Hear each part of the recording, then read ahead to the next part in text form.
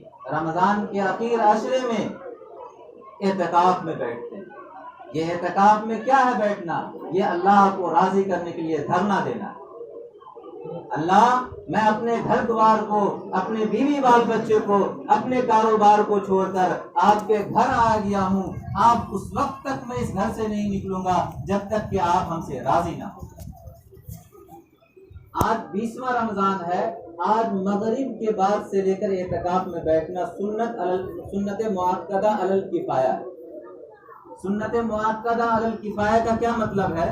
اس میں 3 چیز ہے، ایک سنت ہے، دوسرا مؤکدہ ہے، تیسرا کفایہ۔ ان تینوں کو سمجھیے، وقت ہو رہا ہے، مختصراً سمجھیے۔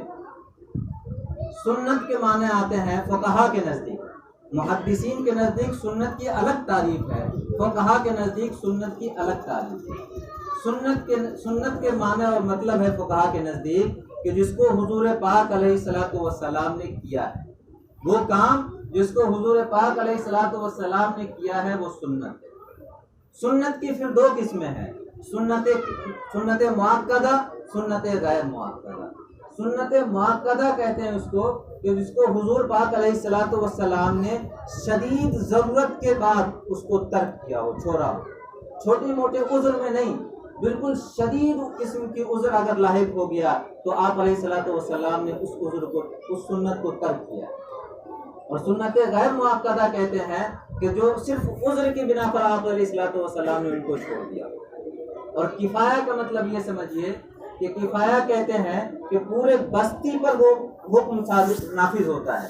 اگر بستی والوں میں سے کسی ایک نے بھی اس فعل کو انجام دے دیا، اس کام کو کر دیا، تو سب اس کے ذمے سے ادا ہو جائے گا۔ جیسے جنازے کی نماز پڑھنا فرض کفایہ ہے، اگر بستی میں سے ایک نے بھی جنازے کی نماز ادا کر دیا تو سارے بستی گناہوں سے بچ جائیں گے۔